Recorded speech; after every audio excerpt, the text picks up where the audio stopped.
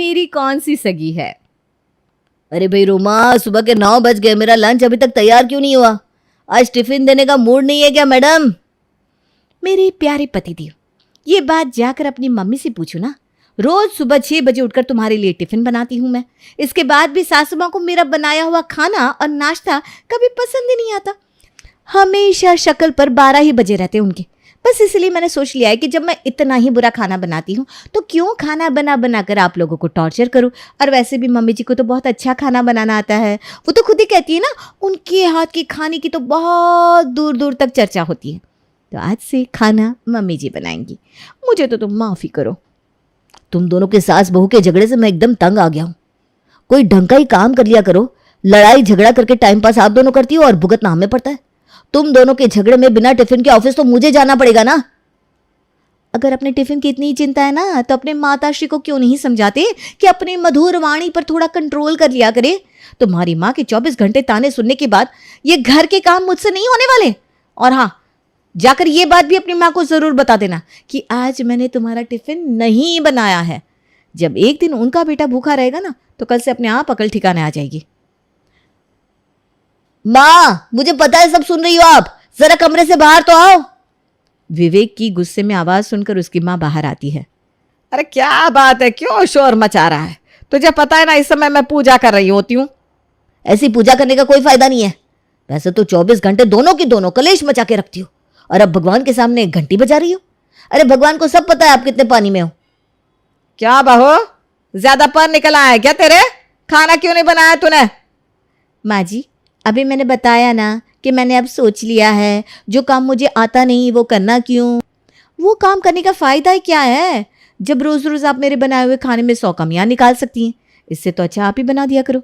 बताओ, मैंने कोई गलत बात कही है क्या? हाँ बताओ तो। एक तो महारानी कच्चा पक्का खाना बना कर रखती है, ऊपर से तेवर देखो कि इन्हें कोई कुछ बोले भी ना।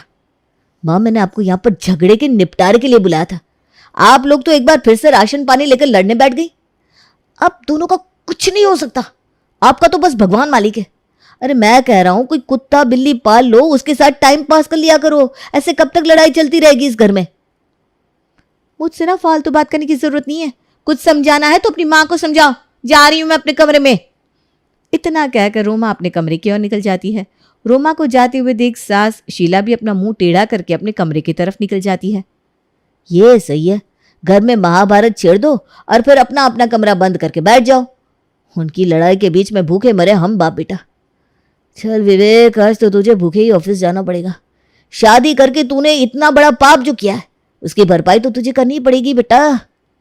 शाम के समय शीला बाजार से सब्जियां लेकर घर आती है। तभी देखती है कि सामने उसकी सास गुस्से में बैठी बड़बड़ा रही है। टाइम देख रही है? शाम के 6 बज रहे हैं। कब से चाय के लिए इंतजार कर रही हूँ। कोई समय होता है या नहीं?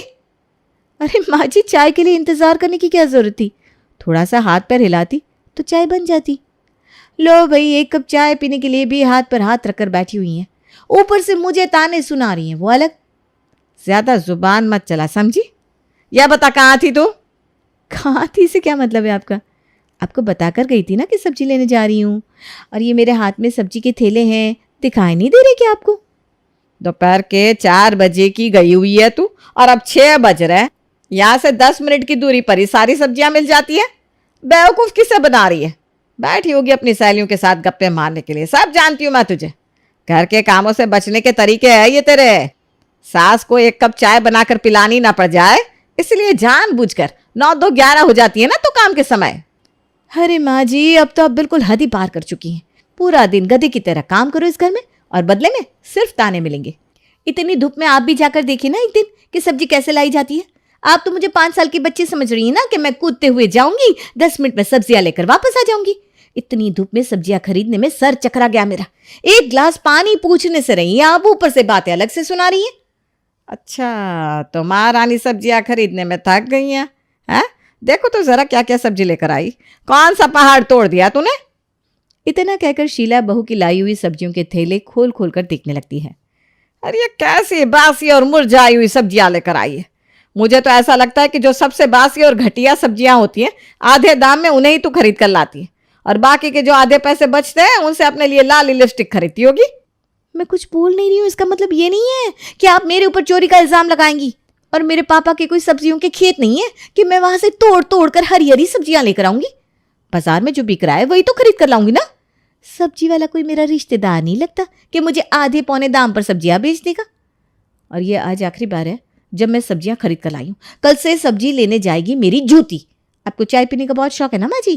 कल से 5 बजे आपको चाय मिल जाएगी, क्योंकि आप तो 10 मिनट में सब्जियां ले आओगी। तो ऐसा करना कि आप कल से 4 बजे जाना, 4:15 तक सब्जियां लेकर वापस आ जाना, ठीक है? बहू की बात सुनकर सास की तो त्योरियां चढ़ जाती है।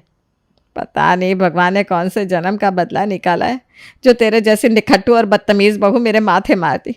पता नहीं कैसे सारी जिंदगी पार होगी मेरी। कोई भी दिन ऐसा नहीं जाता था जिस दिन रोमा और उसकी सास का झगड़ा नहीं होता था। रोमा और शीला के झगड़े का असर पूरे परिवार पर पड़ने लगा था, जिसके कारण विवेक और उसके पिताजी को अक्सर ही बिना टिफिन लिए ही ऑफिस जाना पड़ता था। एक दिन विवेक की मुलाकात पड़ोस में रहने वाले अपने दोस्त से होती है। क्या बात है विवेक, जब से तेरी शादी हुई है यार दोस्तों से मिलना जुलना भूल गया है क्या तू? याद है कैसे पहले हम सब चाय की टपरी पर बैठकर मस्ती किया करते थे? ये सब गुजरे ज़माने की बात हो गई है यार।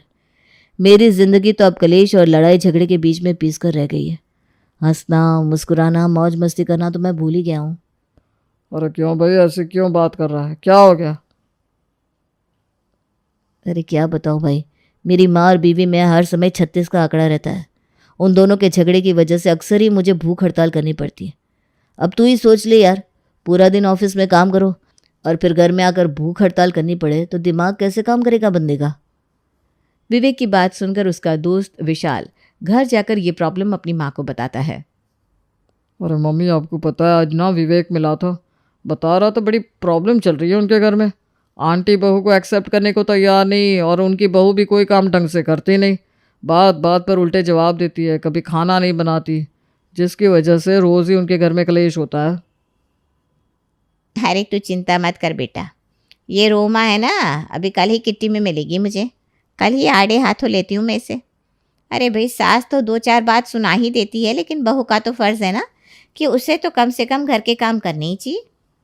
इस तरह से सब कुछ छोड़कर बैठ जाएगी तो घर कैसे चलेगा। अगले दिन किटी पार्टी में, अरे रोमा इधर तो आओ ज़रा, साड़ी तो बड़ी सुंदर लग रही है तुम्हारी और मेकअप भी बड़ा परफेक्ट हुआ है। आंटी जी साड़ी ना स्पेशली दिल्ली से मंगवाई है मैंने, और मेकअप तो मैं अच्छा कर ही लेती हूँ। मेरे हाथ में इतनी फिनिशिंग है कि पार्लर वाले भी फेल है मेरे सामने। हाँ बेटा, बस सारी अकल तूने मेकअप में ही दिखा दी। इतनी फिनिशिंग तुमने घर चलाने में दिखाई होती ना तो आज ये नौबत ना आती। आंटी जी आप कहना क्या चाहती हैं? मेरी घर गृहस्थी में ऐसी कौन सी प्रॉब्लम आ गई जो आप मुझे ऐसी बातें सुना रही हैं? पड़ोस में रहने से ये मत समझो कि हमें कुछ पता नहीं चलेगा। भाई हम भी उड़ती चिड़िया के पर गिन लेते हैं, सब पता है मुझे अपने घर में क्या क्या गोल खिला रही हो तुम। अरे शक्ल सूरत इतनी अच्छी है तुम्हारी, 2-4 गुण भी अच्छे रख लो। ये बात बात पर सास से लड़ाई करना ये कोई अच्छी बात तो है नहीं। क्या यही संस्कार सिखाकर भेजे हैं तुम्हारे माँ बाप ने? इतनी सारी औरतों के सामने पड़ोसन के मुंह से ऐसी बातें सुनकर रोमा का चेहरा बिल्कुल सफ़ेद पड़ गया था।